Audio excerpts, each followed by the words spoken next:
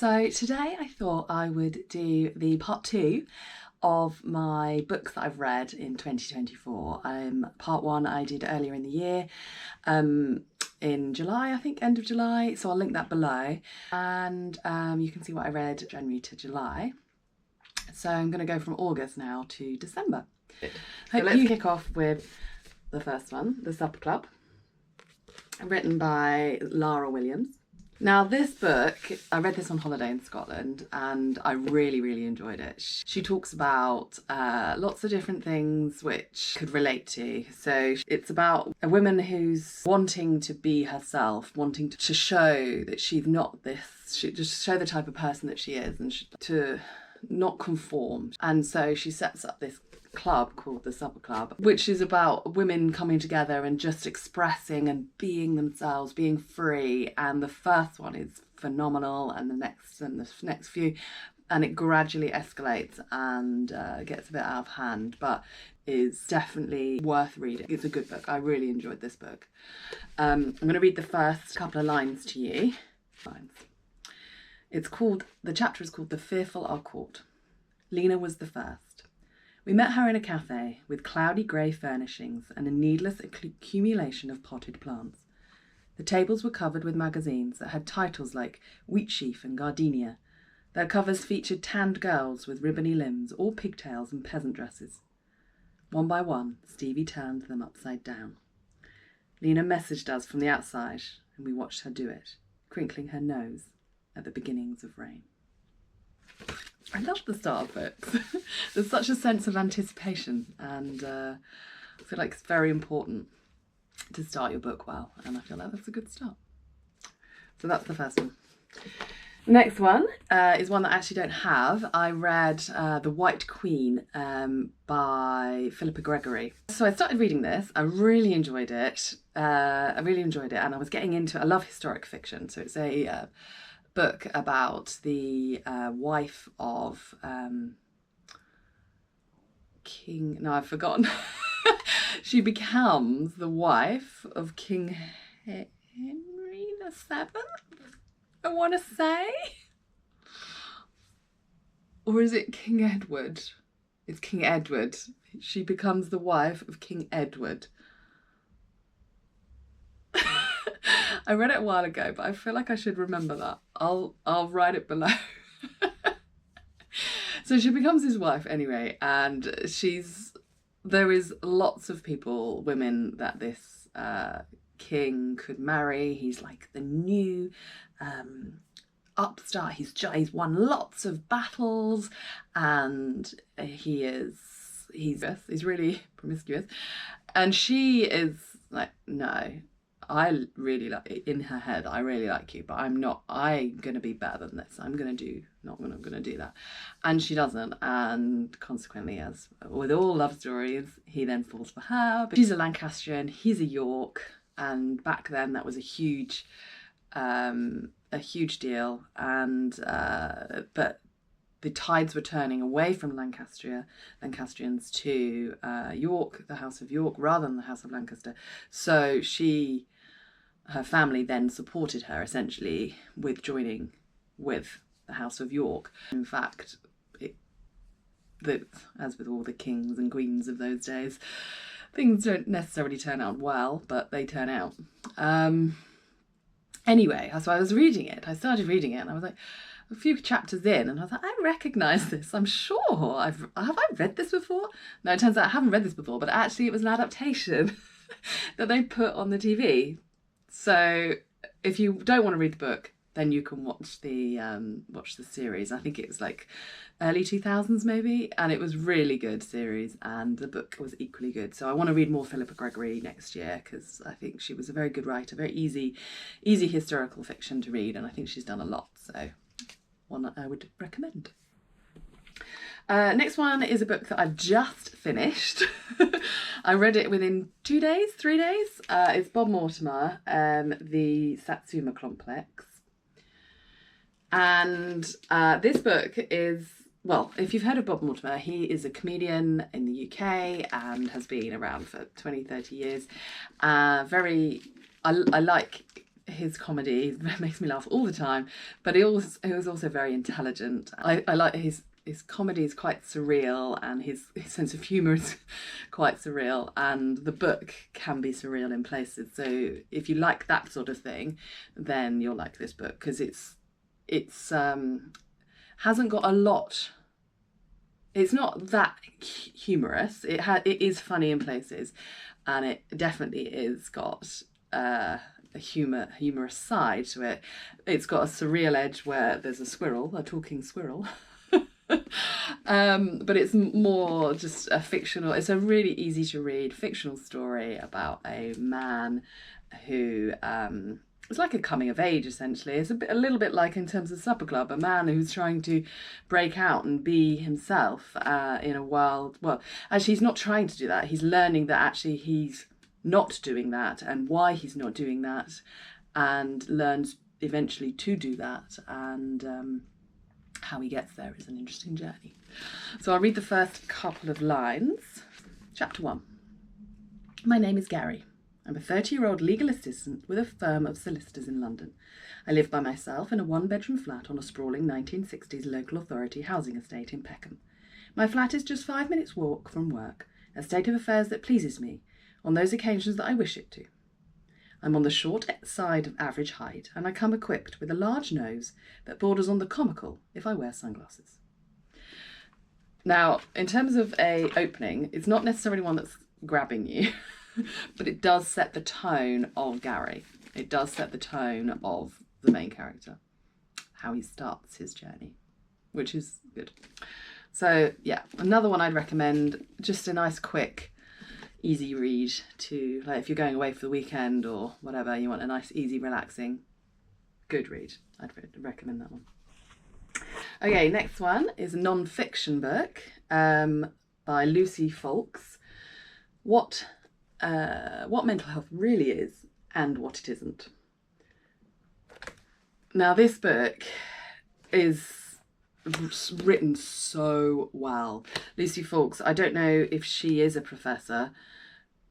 She's a psychologist, but I don't know if she's a professor as well. But she's brilliant. She writes about mental health and explains so well. Now, I do have a degree in psychology, but you don't need a degree in psychology in order to understand this at all. It's really insightful, and it's a book I would recommend everybody to read, because we all are touched by mental health in some ways, either directly or indirectly, and she debunks myths and explains things in a way which helps to move the conversation forward, and that is important, because I think mental health, although it's being talked about a lot nowadays, much more than when I did my psychology degree back in 2001. I started, so what's that, nearly over 20 years ago. Mental health wasn't really talked about, and it wasn't really accepted as a thing that could happen to people. It was sort of over there and just quietened down. Don't talk about it.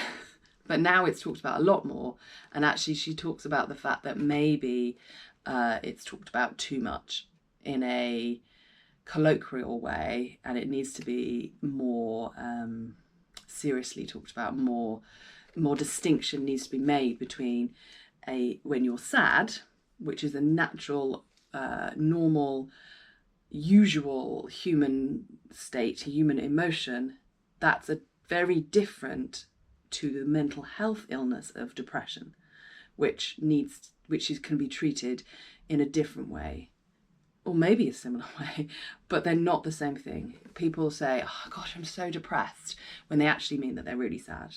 And there needs to be that level of distinction between how we view, or how we can understand when someone needs help in a different way. And symptoms and words and language are important. The other thing which I found really helpful about this book is the developmental psychology that she talks about. I've got 2 young children at the moment, 9 and 6, but you're always looking to the future and thinking about, where they're going, and the thinking about when they become teenagers and what they developmentally go through. She talks about that in a really, really interesting, insightful, informative way, which I recommend every parent, even if all you do is read the bits on the developmental side. Very important, very useful information. So let me start off. I won't start with I'll read a few sentences, but I won't start with the introduction. I will start with chapter 1. Chapter 1, Rising Rates. Between 2008 and 2018, prescriptions for antidepressant medications in the UK increased from 36 million to 70.9 million. A study of 29 countries, including Australia, Canada, and many in Europe, found that all of them had seen an increase in antidepressant prescriptions between 2000 and 2015, doubling on average. Antidepressants are used to treat many disorders, including depression, OCD, and anxiety disorders. So if more people are taking them now than in the past, this could be an indication that mental illness is on the up. By this metric, the number of people with mental illness has exploded. And then she goes on to talk about what mental health is and what it isn't. Definitely recommend that one. The next book I want to talk about is Watership Down by Richard Adams. Now, I've never read this book. I've heard of it. And the only thing I knew about it was that it was sad, it was about bunnies, and it was a kid's book. Well, two of those things are true. Well, I guess all of those things are true, really. But, oh my goodness me, it is not a book just for children. I read this because my son, who is 9, read it, and he absolutely loved it. So I wanted to read a book for him, and I did not expect what I read. It's a book, yes, it's about bunnies, but it's about so much more than that. It's about life, it's about sharing, it's about friendship, it's about compromise, it's about realizing your strengths and the strengths of other people. It's about realizing that those strengths collectively can work together and achieve things. It's about overcoming difficulties, and it's about so much. And honestly, I can't wait to read it again. I may not read it next year because there's so many books I want to read, but I may end up reading this again next year because I think I probably missed a lot and I'll get a lot out of it again. So I would definitely recommend this book. It's good, man. So let's start me off. If you really like it, because it's the 50th year, they've actually mapped out a trail in southern England, in Hampshire, Berkshire borders, I think it is, which is roughly where they think the journey that the bunnies go on in this story. So if you are interested, then go for a walk. Maybe take your loved ones, have a nice little trail. So chapter 1, The Notice Board. The primroses were over. Towards the edge of the wood, where the ground became open and sloped down to an old fence and a brambly ditch beyond, only a few fading patches of pale yellow still showed among the dog's mercury and old tree roots. On the other side of the fence, the upper part of the field was full of rabbit holes. In places the grass were gone altogether, and everywhere there were clusters of dry droppings through which nothing but the ragwort would grow. A few hundred yards away, at the bottom of the slope, ran the brook, no more than 3 feet wide, half choked with kingcups, watercress, and blue brook lime. The cart track crossed by a brick culvert and climbed the opposite slope to a 5-barred gate in the thorn hedge. The gate led into the lane. So it's very descriptive, as you can tell from that, and that actually, reading that back, that first paragraph, it actually navigates everything you need to understand about the landscape in the initial part of their journey. So that's interesting, reading that back for a second time. Next one. It's the last book I've just read, actually.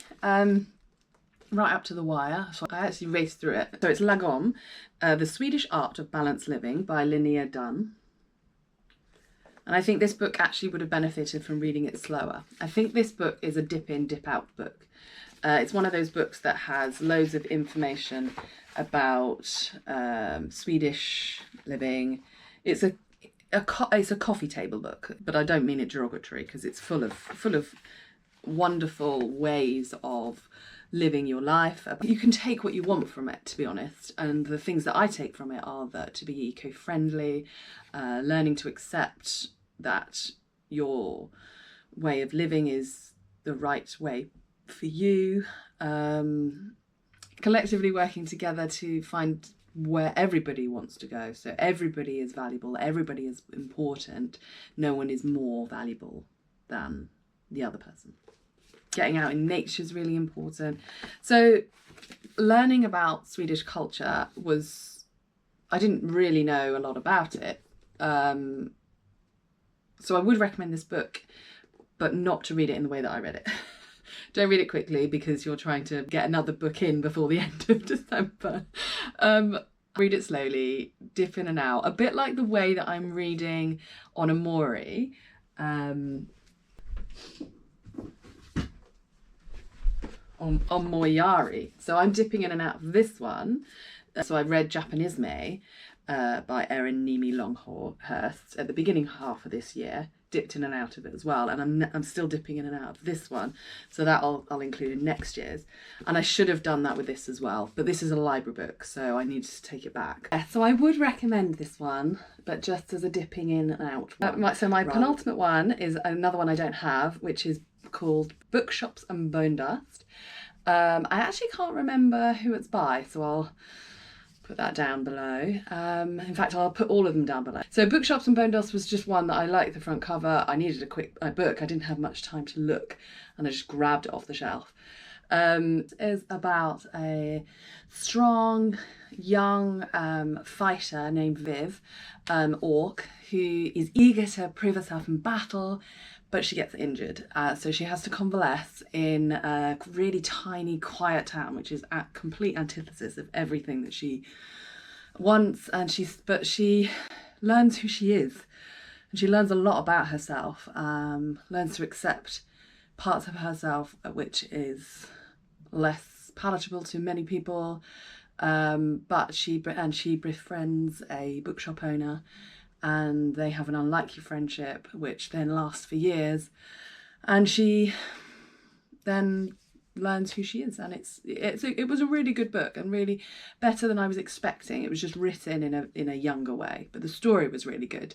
So I'd recommend it for the younger reader, or maybe if you're looking for something a bit easy to read, just to get stuck in, which is a good story. Yeah, so definitely another good one that I'd read. My last one is called Strong Female Character by Fern Brady. So Fern Brady is a comedian. I wasn't sure what to expect. It's not an autobiography as such. It is about her life to date. She's got autism, but she didn't know that growing up. She grew up in Scotland, and autism wasn't really a thing necessarily that was known about or was accepted as a possible reason for her having the difficulties that she had. She was just blamed that it was her being naughty or her choosing to behave in a certain way. So she wasn't diagnosed until she was an adult, which I think is it's not an unusual story to have autism, but not to be diagnosed until an adulthood, particularly for adults now who were a child many moons ago. It's about her learning how to navigate her life with difficulties that she doesn't understand, with trying to navigate through a pathway, find her own journey and accept that she's different. And it's a really good book. It's took me to places that I wasn't expecting, stories that I wasn't expecting, and that made all the better for it. So let me read the first couple of lines. Chapter 1. A couple of times a week, I'd have long phone chats with my dad as he commuted the 2 hours back home from his job in London. It was on one of these phone calls that I told him something I'd been dreading bringing up since I'd found out a few days before. So I got diagnosed with autism on Tuesday. Who told you that? His tone implied disbelief. A doctor at the Lorna Wing Centre who specialised in diagnosing adult women with autism, I said, already irritated that he thought someone had just mentioned it in passing or that I'd done an online quiz. I feel like that sets the tone very well for how she writes about her life and her story. Definitely recommend reading that one. So I had a lot of good books this year. A lot of books that I'd recommend. Yeah, it's definitely it's been a good year of reading. So those are the books I've read this year, and hope you've enjoyed watching. Let me know if you've read any really good books that you'd recommend that I read in 2025. 2025, can you believe it? I hope you all had a good 2024, and I'll see you in the next one in 2025. Happy New Year, and I'll see you in the next one. Bye.